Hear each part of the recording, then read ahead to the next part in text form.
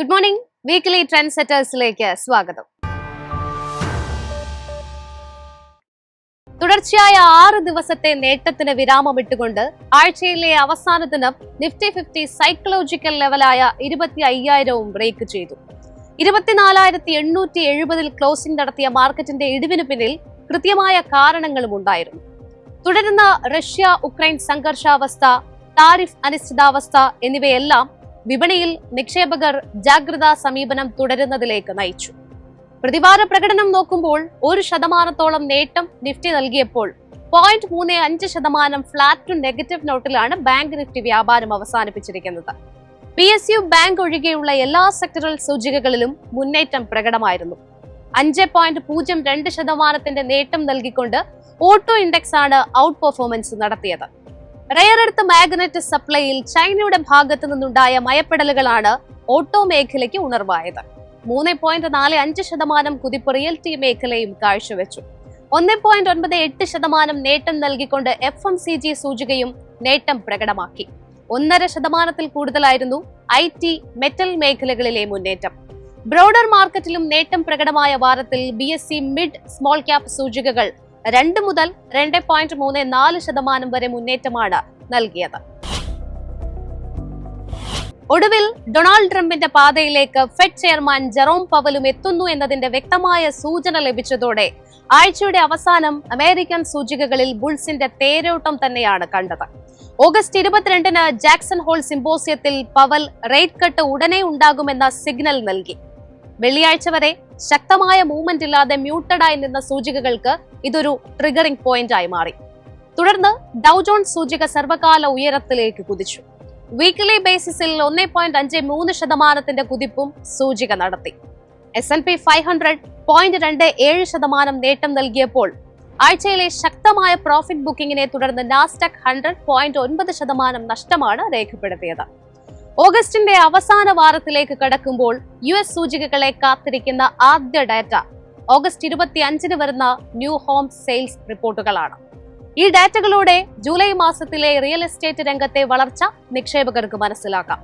തുടർന്ന് 26-ന് durable goods order ഡാറ്റകളും വരുന്നുണ്ട്. നിർമ്മാണ രംഗത്തെ വളർച്ചയെ മെഷർ ചെയ്യാൻ ഈ ഡാറ്റകൾ നിക്ഷേപകരെ സഹായിക്കും. അന്ന് തന്നെയാണ് CB കൺസ്യൂമർ കോൺഫിഡൻസ് ഡാറ്റയും എത്തുന്നത്. US എക്കണോമിയിലുള്ള നിക്ഷേപകരുടെ വിശ്വാസത്തെയാണ് പ്രധാനമായും ഈ ഡാറ്റയിലൂടെ വ്യക്തമാകുന്നത്. ഓഗസ്റ്റ് 28-ന് രണ്ടാം പാദത്തിലെ സെക്കൻഡ് GDP അനുമാനങ്ങളും എത്തുന്നുണ്ട്. 3% വളർച്ചയാണ് GDPയിൽ എക്സ്പെക്ട് ചെയ്യുന്നത്. അന്ന് തന്നെ പതിവ് പോലെ ഇനീഷ്യൽ ജോബ്ലെസ് ക്ലെയിംസ് ഡാറ്റയും എത്തുന്നുണ്ട്. കഴിഞ്ഞ ആഴ്ച ഈ ഡാറ്റയിലുണ്ടായ അപ്രതീക്ഷിതമായ ഉയർച്ച ലേബർ മാർക്കറ്റിനെ സംബന്ധിച്ച് ചില ആശങ്കകൾ ഉയർത്തിയിരുന്നു. ആ ട്രെൻഡ് തുടരുന്നുവോ എന്ന് വിപണി ഉറ്റുനോക്കും. 29-ന് കോർ PCE ഡാറ്റകളും വരുന്നുണ്ട്. റേറ്റ് കട്ട് ഉണ്ടാകുമെന്ന സിഗ്നൽ ജെറോം പവലിന്റെ ഭാഗത്തു നിന്നും ഉണ്ടായതോടെ തീർച്ചയായും ഈ കണക്കുകളും നിക്ഷേപകരുടെ ശ്രദ്ധ കേന്ദ്രമാകും. സമ്മിശ്രമായ PMI കണക്കുകളായിരുന്നു പോയ വാരം യൂറോപ്യൻ വിപണിയുടെ ഗതിയെ നിർണയിച്ചത്. വീക്ക്ലി ബേസിസിൽ മികച്ച ഡാറ്റകൾ പബ്ലിഷ് ചെയ്തതിനെ തുടർന്ന് ബ്രിട്ടീഷ് വിപണികളിൽ കുതിപ്പുണ്ടായി. FTSE 100 സർവകാല ഉയരത്തിലേക്ക് കുതിച്ചുകൊണ്ട് 2.1% നേട്ടം പ്രകടമാക്കിയപ്പോൾ CAC 40 0.55% നേട്ടവും രേഖപ്പെടുത്തി. ഡാക്സിന്റെ 0.02% വളരെ ഫ്ലാറ്റായ പ്രകടനമാണ് പോയ വാരം കണ്ടത്. അടുത്തയാഴ്ച വിവിധ യൂറോപ്യൻ രാജ്യങ്ങളുടെ CPI കണക്കുകളാണ് പ്രധാനം. ഓഗസ്റ്റ് 29-ന് ഫ്രാൻസ്, ജർമ്മനി എന്നിവയുടെ CPI ഡാറ്റകൾ വരുന്നുണ്ട്. നേരിയ വർധനവ് ഇരു രാജ്യങ്ങളുടെയും പണപ്പെരുപ്പത്തിൽ ഉണ്ടായേക്കുമെന്നാണ് പ്രതീക്ഷിക്കുന്നത്. ഒപ്പം അന്ന് തന്നെ എത്തുന്ന ഫ്രാൻസിന്റെ GDP കണക്കുകളോടെ ഫ്രാൻസ് ഇക്കണോമിയുടെ ചിത്രം നിക്ഷേപകർക്ക് മുന്നിൽ വ്യക്തമാകും. പീപ്പിൾസ് ബാങ്ക് ഓഫ് ചൈന പലിശ നിരക്കിൽ തൽസ്ഥിതി തുടർന്നതും സമ്മിശ്രമായ ഡാറ്റകളുമായിരുന്നു പോയ വാരം ഏഷ്യൻ വിപണികളെ നയിച്ചത്. ഓഗസ്റ്റ് 26-ന് വരുന്ന ജപ്പാന്റെ CPI കണക്കുകളും പ്രാധാന്യമർഹിക്കുന്നുണ്ട്. ബാങ്ക് ഓഫ് ജപ്പാനാണ് ഇത് പ്രസിദ്ധീകരിക്കുന്നത്. കമോഡിറ്റി മാർക്കറ്റിൽ നേട്ടമാണ് പോയ വാരം കാണാൻ കഴിഞ്ഞത്. ബ്രെന്റ് ക്രൂഡ് വാരാന്ത്യത്തിൽ 2.39% ഉയർന്ന് ബാരലിന് $67.18 വ്യാപാരം അവസാനിപ്പിച്ചത്. സമാനമായി WTI ക്രൂഡ് പ്രതിവാരാടിസ്ഥാനത്തിൽ 2.21% നേട്ടത്തിൽ ബാരലിന് $63.46 എന്ന നിലയിലും വ്യാപാരം അവസാനിപ്പിച്ചു. റഷ്യ ഉക്രൈനുമേൽ ആക്രമണം നടത്തിയതും ഇതിന് തിരിച്ചടിയായി ഉക്രൈൻ നടത്തിയ പ്രത്യാക്രമണവും റഷ്യയുടെ ദ്രുസ്ബ പൈപ്പ് ലൈൻ വഴിയുള്ള എണ്ണ വിതരണം തടസ്സപ്പെട്ടതും യുദ്ധം ഈ നിലയിലേക്ക് പോവുകയാണെങ്കിൽ ആഗോള എണ്ണ വിതരണത്തെ തന്നെ ഇത് ബാധിച്ചേക്കാമെന്ന വിപണി ഭയപ്പെടുന്നുണ്ട്. കൂടാതെ US ഫെഡ് പലിശ നിരക്കുകൾ കുറയ്ക്കുമെന്ന് ജെറോം പവൽ നൽകിയ സൂചനയും അങ്ങനെ നടന്നാൽ US എക്കണോമിക്ക് തന്നെ അത് ഊർജം പകരുമെന്നുള്ള പ്രതീക്ഷയും നിലനിൽക്കുന്നുണ്ട്. സ്വാഭാവികമായും എണ്ണ ഉപഭോഗവും വർദ്ധിക്കാനുള്ള സാധ്യതയുമുണ്ട്. തീർച്ചയായിട്ടും എണ്ണവില കൂടാൻ ഇത് കാരണമാകും. ടെക്നിക്കൽ സൈഡിൽ ബ്രെന്റ് ക്രൂഡിന്റെ ആദ്യ സപ്പോർട്ട് $64.39 തുടർന്ന് $63.02 അപ്സൈഡിലേക്ക് വരുമ്പോൾ $68.2 റെസിസ്റ്റൻസ്. ഈ ലെവൽ മറികടക്കാൻ സാധിച്ചാൽ $69.81 റെസിസ്റ്റൻസ് ആയി ആക്ട് ചെയ്യും. WTI ക്രൂഡിന്റെ കേസിൽ ടെക്നിക്കൽ പരിശോധിക്കുമ്പോൾ ആദ്യ സപ്പോർട്ട് കാണാൻ കഴിയുന്നത് $60.41 തുടർന്ന് $59.47 എന്ന നിലയും സപ്പോർട്ടായി പരിഗണിക്കാവുന്നതാണ്. മറുവശത്ത് $64.83 ആദ്യ റെസിസ്റ്റൻസ് പ്രതീക്ഷിക്കാം. കൂടാതെ $66.37 റെസിസ്റ്റൻസ് ആയി പരിഗണിക്കാവുന്നതാണ്. സ്വർണ്ണവില പ്രതിവാരാടിസ്ഥാനത്തിൽ 1.08% നേട്ടത്തോടെ ട്രോയ് ഔൺസിന് $3371.23 എന്ന നിരക്കിലാണ് വ്യാപാരം അവസാനിപ്പിച്ചത്. റഷ്യ ഉക്രൈൻ യുദ്ധം അവസാനിക്കാനുള്ള സാധ്യത മങ്ങിയതും സ്വർണ്ണവില കൂടാനുള്ള പ്രധാന കാരണമായി. എന്നാൽ അമേരിക്കൻ ഫെഡറൽ റിസർവിന്റെ ഡോവിഷ് സ്റ്റാൻസും ശക്തമായി നിലനിൽക്കുന്ന ഡോളറും സ്വർണ്ണവില അധികം മുകളിലേക്ക് പോകാതെ തടഞ്ഞു നിർത്തിയതുമാണ് വിപണിയിൽ കഴിഞ്ഞ വാരം കാണാൻ കഴിഞ്ഞത്. ടെക്നിക്കൽ സൈഡിൽ ഗോൾഡിന്റെ ആദ്യ സപ്പോർട്ട് $3296 തുടർന്ന് $3254 $3418 ആദ്യ റെസിസ്റ്റൻസ് പ്രതീക്ഷിക്കാം. ഈ ഒരു ലെവൽ മറികടക്കാൻ സാധിച്ചാൽ $3468 റെസിസ്റ്റൻസ് ആയി ആക്ട് ചെയ്യും. ഇന്ത്യൻ രൂപ പ്രതിവാരാടിസ്ഥാനത്തിൽ നേട്ടമാണ് രേഖപ്പെടുത്തിയത്. തുടർച്ചയായ 7 ആഴ്ചകളിലെ നേട്ടത്തിന് ശേഷമാണ് വാരാന്ത്യത്തിൽ USD/INR 0.21% ഇടിവോടെ $87.30 എന്ന ലെവലിൽ വ്യാപാരം അവസാനിപ്പിച്ചത്. $87.62 എന്ന ലെവലിലാണ് വരും ആഴ്ചയിൽ രൂപയുടെ ഇമ്മീഡിയറ്റ് സപ്പോർട്ട് ഉള്ളത്.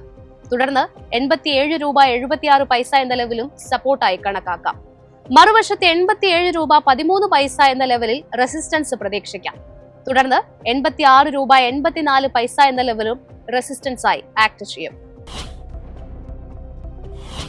പോയ വാരം വിദേശ നിക്ഷേപ സ്ഥാപനങ്ങൾ അറ്റ വിൽപ്പനയാണ് നടത്തിയത്. FIIകൾ 1559.51 കോടിയുടെ വിൽപ്പന നടത്തിയപ്പോൾ DIIകൾ 10,388.23 കോടി രൂപയുടെ വാങ്ങലും നടത്തിയിട്ടുണ്ട്. കഴിഞ്ഞ വാരം ഓഗസ്റ്റ് 20 ജൂലൈയിലെ ഇൻഫ്രാസ്ട്രക്ചർ ഔട്ട്പുട്ട് കണക്കുകൾ പ്രഖ്യാപിച്ചു. മുൻമാസത്തെ 1.7% നിന്നും ഇൻഫ്രാസ്ട്രക്ചർ ഔട്ട്പുട്ട് 2% ഉയരുകയാണ് ചെയ്തത്. അന്ന് തന്നെ M3 മണി സപ്ലൈ കണക്കുകളും എത്തി. കഴിഞ്ഞ ആഴ്ചയിലെ 10% നിന്നും M3 മണി സപ്ലൈ 9.6%. തൊട്ടടുത്ത ദിവസം August 21 S&P global manufacturing PMI 59.8 report ചെയ്തു. അന്നേ ദിവസം തന്നെ എത്തിയ S&P ഗ്ലോബൽ സർവീസസ് PMI 65.6 രേഖപ്പെടുത്തിയത്. ഓഗസ്റ്റ് 22 ബാങ്ക് ലോൺ ഡെപ്പോസിറ്റ് കണക്കുകളും എത്തിയിരുന്നു. ബാങ്ക് ലോൺ 10.2%, ഡെപ്പോസിറ്റ് 10.1% രേഖപ്പെടുത്തിയത്. വരുന്ന വാരം വിപണിക്ക് നിർണായകമാവുക ഓഗസ്റ്റ് 29 എത്തുന്ന ഒന്നാം പാദ GDP കണക്കുകളായിരിക്കും. ശക്തമായ മാക്രോ എക്കണോമിക് അടിസ്ഥാന ഘടകങ്ങളുടെ പിൻബലത്തിൽ 2025-26 ഇന്ത്യയുടെ സമ്പദ് വ്യവസ്ഥ 6.3% മുതൽ 6.8% വളർച്ച കൈവരിക്കാൻ സാധ്യതയുണ്ട്. എന്നിരുന്നാലും ആഗോള പ്രതിസന്ധികളെ മറികടക്കാൻ strategic and prudent policy management ആവശ്യമാണ് എന്നാണ് ഏറ്റവും പുതിയ സാമ്പത്തിക സർവേ വ്യക്തമാക്കുന്നത്. കഴിഞ്ഞ പാദത്തിലെ 7.4% നിന്നും GDP 6.5% എത്തുമെന്നാണ് RBIയുടെ അനുമാനം. അതേസമയം SBIയിലെ അനലിസ്റ്റുകളുടെ റിസർച്ച് റിപ്പോർട്ട് അനുസരിച്ച് GDP വളർച്ച 6.3% എത്തുമെന്നാണ് പ്രതീക്ഷിക്കുന്നത്. ഓഗസ്റ്റ് 28 ജൂലൈയിലെ ക്യുമുലേറ്റീവ് ഇൻഡസ്ട്രിയൽ പ്രൊഡക്ഷൻ കണക്കുകൾ പ്രഖ്യാപിക്കും. ജൂണിൽ 2% ക്യുമുലേറ്റീവ് ഇൻഡസ്ട്രിയൽ പ്രൊഡക്ഷൻ. അന്ന് തന്നെ ഇൻഡസ്ട്രിയൽ പ്രൊഡക്ഷൻ, മാനുഫാക്ചറിംഗ് ഔട്ട്പുട്ട് കണക്കുകളും റിപ്പോർട്ട് ചെയ്യും. ഓഗസ്റ്റ് 29 ജൂലൈയിലെ ഫെഡറൽ ഫിസ്ക്കൽ ഡെഫിസിറ്റ് കണക്കുകളും അറിയാൻ കഴിയും. 2807.32 ബില്യൺ രൂപയായിരുന്നു ജൂണിലെ federal fiscal deficit. Ganesh Chaturthi പ്രമാണിച്ച് ഓഗസ്റ്റ് 27 ആഭ്യന്തര വിപണി അവധിയിലായിരിക്കും. ഒപ്പം പതിവ് പോലെ തന്നെ ഫോറക്സ് ഡേറ്റ ഓഗസ്റ്റ് 29 റിപ്പോർട്ട് ചെയ്യും. ഓഗസ്റ്റ് 15 അവസാനിച്ച ആഴ്ചയിൽ ഇന്ത്യയുടെ വിദേശ നാണ്യ കരുതൽ ശേഖരം $1.48 ബില്യൺ ഉയർന്ന് $695.10 ബില്യൺ ഡോളറിലെത്തി. IPO മാർക്കറ്റിലേക്ക് വന്നാൽ വരുന്ന വാരം ഓഗസ്റ്റ് 26 ശ്രീജി ഷിപ്പിംഗ് ഗ്ലോബൽ ഓഹരികൾ ലിസ്റ്റ് ചെയ്യും. 1995 സ്ഥാപിതമായ ഷിപ്പിംഗ് ആൻഡ് ലോജിസ്റ്റിക്സ് കമ്പനിയാണ് ശ്രീജി ഷിപ്പിംഗ്. ഇഷ്യൂയിലൂടെ 410.71 കോടി രൂപയാണ് കമ്പനി സമാഹരിച്ചത്. കൂടാതെ 26-ാം തീയതി Vikram Solar, Gem Aromatics, Patel Retail എന്നിവയും ലിസ്റ്റ് ചെയ്യും. വരുന്ന വാരം സബ്സ്ക്രിപ്ഷനുമായി എത്തുന്ന മറ്റൊരു പ്രധാനപ്പെട്ട കമ്പനി വിക്രാൻ എഞ്ചിനീയറിംഗ് ആണ്. 2008 സ്ഥാപിതമായ company power transmission and distribution, water infrastructure എന്നിവയിലാണ് ശ്രദ്ധ കേന്ദ്രീകരിച്ചിരിക്കുന്നത്. ഓഗസ്റ്റ് 26 ഓപ്പൺ ആകുന്ന കമ്പനിയുടെ IPO സബ്സ്ക്രിപ്ഷൻ അവസാനിക്കുക 29-ാം തീയതിയാണ്. 772 കോടി രൂപയാണ് കമ്പനി ഇഷ്യൂയിലൂടെ സമാഹരിക്കാൻ ലക്ഷ്യമിടുന്നത്. പല തവണകളിലായി ഡൗൺവേർഡ് ട്രെൻഡ് കണ്ടിന്യൂ ചെയ്ത നിഫ്റ്റി, ബാങ്ക് നിഫ്റ്റി സൂചികകൾ ഈ ആഴ്ച പോസിറ്റീവായിട്ടാണ് തുടങ്ങിയത്.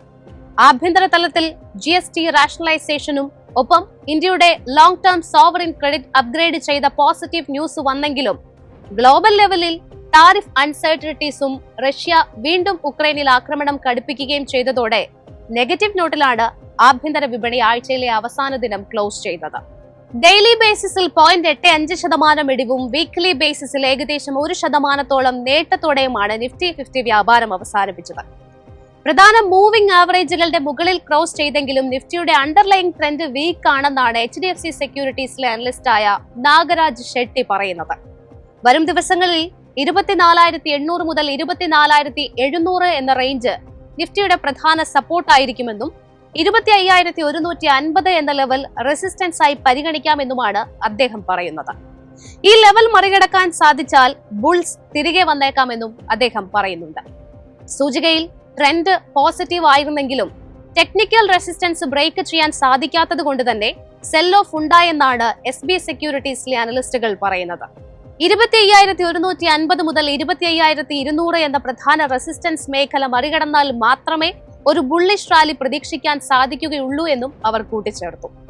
ഡൗൺ സൈഡിൽ 24,700 മുതൽ 24,650 എന്ന റേഞ്ച് ഇമ്മീഡിയറ്റ് സപ്പോർട്ടായി പരിഗണിക്കാമെന്നും അവർ പറഞ്ഞു വെക്കുന്നു. ബാങ്ക് നിഫ്റ്റിയിലും ഷാർപ്പായ കറക്ഷനാണ് പോയ വാരം കാണാൻ കഴിഞ്ഞത്. ഡെയിലി ബേസിസിൽ 1%-ലധികവും വീക്ക്ലി ബേസിസിൽ 0.35% ഇടിവ് രേഖപ്പെടുത്തിയാണ് ട്രേഡിംഗ് അവസാനിപ്പിച്ചത്. വീക്ക്ലി ടൈം ഫ്രെയിമിൽ മൊമെന്റം, ഓസിലേറ്റർ ഇൻഡിക്കേറ്ററുകൾ ബെയറിഷ് ക്രോസ് ഓവർ ആണ് കാണിക്കുന്നത്. ഈ സാഹചര്യത്തിൽ സപ്പോർട്ട് ലെവലായ 54,900 സസ്റ്റെയിൻ ചെയ്യാൻ സാധിച്ചില്ല എങ്കിൽ സൂചികയിൽ സമ്മർദ്ദം തുടർന്നേക്കാമെന്നാണ് സെൻട്രം ബ്രോക്കിംഗിലെ ടെക്നിക്കൽ ഡെറിവേറ്റീവ് ഹെഡായ നിലേഷ് ജെയിൻ പറയുന്നത്.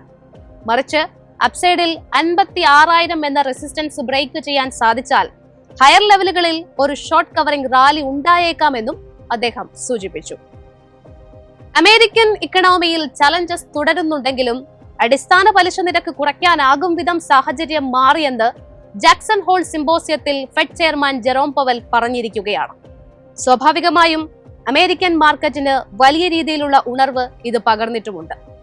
4 ട്രേഡിംഗ് ദിനങ്ങൾ മാത്രമുള്ള വാരത്തിലേക്ക് ഇന്ത്യൻ വിപണി കടക്കുമ്പോൾ ഈ പോസിറ്റീവ് സെന്റിമെന്റുകൾ നിലനിൽക്കുന്നുണ്ടെങ്കിലും 25,000 എന്ന സൈക്കോളജിക്കൽ ലെവൽ നിഫ്റ്റി നിലനിർത്തുന്നുണ്ടോ എന്നതാണ് പ്രധാനം. ഇതിലെല്ലാം ഉപരിയായി ഓഗസ്റ്റ് 27-ാം തീയതിയാണ് ഡൊണാൾഡ് ട്രംപ് പ്രഖ്യാപിച്ച 50% ടാരിഫ് ഇന്ത്യക്ക് മേൽ പ്രാബല്യത്തിൽ വരുന്നത്. ട്രേഡ് ഡീലിന്മേൽ അന്തിമ തീരുമാനങ്ങൾ വരാത്തതും വിപണിയുടെ കുതിപ്പിന് തടസ്സമായി നിലനിൽക്കുകയാണ്.